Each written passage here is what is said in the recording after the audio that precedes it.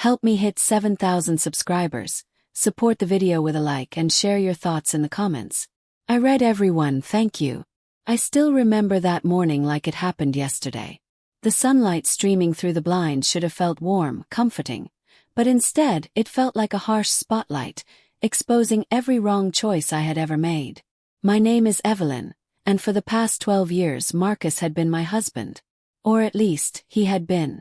Until I learned the hard way that marriages could quietly end even when nothing seemed visibly broken. It started innocently enough. My mind was consumed with work deadlines, meetings, and a presentation that could make or break my career. But there was a small, glaring detail I forgot. Our anniversary. 12 years, a dozen moments together. And somehow, amidst spreadsheets and emails, I forgot the one date that mattered the most to Marcus. My heart ached just thinking about it, but that ache didn't stop me from answering the phone when my boss called. "Evelyn, can you join me for lunch today? I need your insights on the Carter deal," he said. His tone casual but commanding. I hesitated. Lunch. On our anniversary. The rational side of me screamed no. You need to be home with Marcus. You need to fix this. But the other side, the ambitious, career-driven side, answered instinctively, yes, I'll be there. And before I could stop myself, I was agreeing. By the time I left the house, Marcus was still in his pajamas, brewing coffee in the kitchen. I caught a glimpse of him through the hallway mirror. His expression unreadable. There was no anger, no raised voice. Just silence. A quiet, unsettling kind of silence that made my chest tighten. I convinced myself it was just nerves. Marcus had always been patient. He understood my career. Surely he would understand this once I explained. But the truth is, silence can speak louder than words. And that morning it said everything. The restaurant was bustling, the kind of place where deals were made over clinking glasses and polite laughter. I tried to focus on the conversation, on the charts, the data, the targets. But all I could hear was Marcus's quiet sighs echoing in my mind. I scrolled through my phone, hoping a text might bridge the growing gap, but there was nothing. No good morning, no reminder of love, no gentle nudge from him to slow down. Nothing but the absence of what should have been. As the conversation with my boss continued, I felt a subtle tension rise in my chest. I laughed at his jokes, nodded thoughtfully, even made suggestions, but every word felt hollow. I kept stealing glances at the clock, imagining Marcus at home, sitting at our dining table, waiting for me, perhaps with a small bouquet, a card, or just a quiet look that would speak volumes. I imagined the words he might say, the disappointment hidden behind his calm exterior. And then it hit me. I had taken our love for granted. Every late night at the office, every weekend I sacrificed for career goals, every moment I prioritized ambition over intimacy, it all culminated in this one crushing morning. I left the restaurant with a forced smile, pretending everything was fine. My boss didn't notice the subtle tremor in my hands, the way my heart felt heavier with each step back home. I parked the car and stared at the front door, hesitating. This was it. The moment where my choices would meet their consequences. I opened the door slowly, and the house was quiet. Too quiet. The kind of quiet that makes you immediately aware of every heartbeat, every breath. And then I saw the papers. Spread neatly on the dining table, each sheet marked with my name, Marcus's signature already on the first page. Divorce papers. Froze. My mind raced, heart pounding. This wasn't just silence anymore. This was a statement. This was Marcus saying that my forgetfulness, my absence, my career-first attitude had consequences far beyond what I could repair with a single apology. I sank into the nearest chair, unable to move, unable to speak. The room seemed smaller, tighter, the air heavier than ever. I thought of all the moments we had shared, the dreams we had built, the quiet nights filled with laughter and warmth, and wondered how quickly everything could collapse when love was neglected. I knew then that no amount of career success could fix this. No meeting, no deal, no promotion could ever replace the love I had overlooked, the connection I had ignored, the life I had taken for granted. And for the first time I understood the real meaning of loss. Like and share this story if you believe love is fragile and deserves attention every day. Let's make sure this story reaches people who need to hear it. I spent the next hour walking through the house, touching objects that had once been small tokens of affection. The mugs we had collected on trips, the framed photos of our wedding day, the little notes Marcus would leave on the fridge. Each one was a reminder of a life we had built together, and a life I was now on the verge of losing. I picked up my phone and considered calling him, sending a message, doing anything to undo the moment that had already passed. But even as I typed the words, I knew they wouldn't matter. Silence had become a force more powerful than any apology, and Marcus had already spoken through action, not words. Word count so far: 700 words, part 1 complete. I'm ready to continue with part 2, 700 words, where the story escalates to emotional confrontation, moral resolution, and natural integration of the remaining 3 CTAs. Do you want me to continue with part 2? I heard the front door click behind me, though I hadn't moved. Marcus wasn't home yet. I could feel the weight of those papers pressing down on me, heavier than any confession, heavier than any argument. The divorce wasn't just legal. It was the embodiment of everything I had ignored, every birthday, every anniversary, every moment I had prioritized work over love.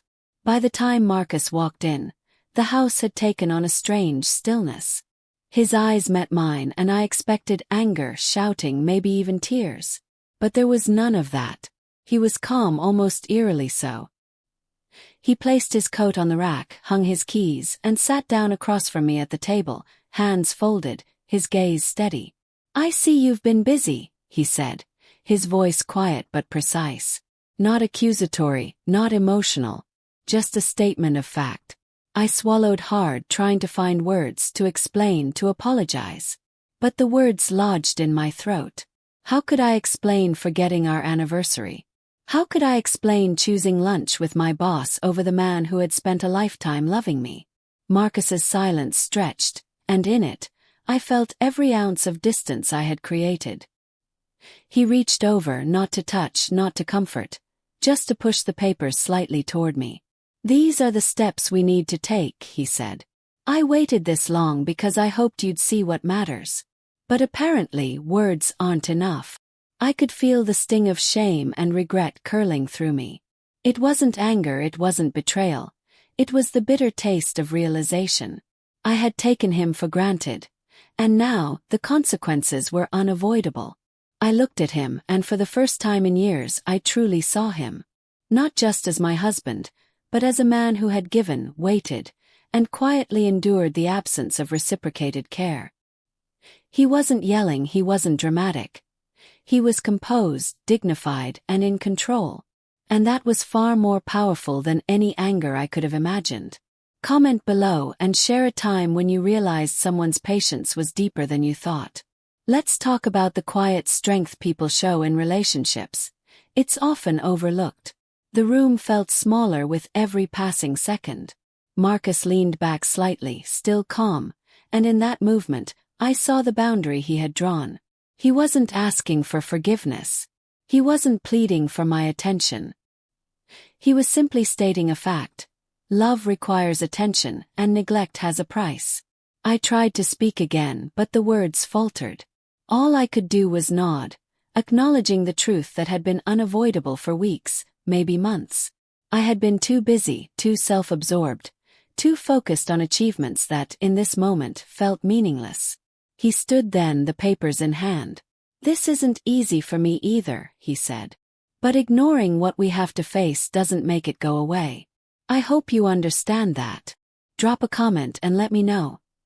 Have you ever faced a turning point where silence spoke louder than words? How did you handle it? Your thoughts might help someone else see their own situation differently." Marcus left the papers on the table, walked to the bedroom, and quietly packed a small bag. He didn't shout. He didn't slam doors. Every step he took was measured, deliberate, and final. I watched him go, realizing that the life we had shared wasn't gone because of a fight or a betrayal. It was gone because I had forgotten to nurture it, to honor the small moments that mattered. Sitting alone in that now empty house, I felt a strange mix of emotions. Sorrow, guilt, clarity, and a painful sense of awakening. The career victories, the promotions, the late lunches, they suddenly felt hollow. The warmth of love, of companionship, of shared life, had been sacrificed for fleeting ambition. Hours later, I found myself scrolling through our old photos. Vacations, birthdays, quiet evenings on the couch. Each image was a snapshot of a life I had overlooked. I could see his patience, his humor, the little things he did to make life easier, happier, lighter. And I wondered if I had taken that patience for granted until it could no longer hold me. When Marcus returned briefly to grab his coat and leave, I noticed something remarkable. He didn't look angry and he didn't look hurt. He looked resolved. There was a dignity in his decision, a quiet power that I had ignored for far too long. Like, comment, and subscribe if this story resonates with you. Tell us, have you ever learned a hard lesson about love, patience, or respect? Share your thoughts. Your experience might help someone understand the value of the little moments before it's too late. That night, the house was silent, the air heavy with absence. But amid the guilt and regret, there was also clarity. Some love ends not with betrayal or violence, but with a quiet realization that attention, respect, and care cannot be postponed or ignored. I had been given a painful lesson, and Marcus had taught it without a single raised voice, without a single dramatic scene. As I sat there alone, I understood something profound. Sometimes the people who love us the most leave not because they don't care, but because they waited long enough for us to care in return. And if we fail to notice, the consequences are as final as the papers resting on the table before me. I picked up the stack slowly, my hands trembling slightly. I read through them again, absorbing each clause, each line, each consequence of my neglect. And as I set them back down, I realized something else.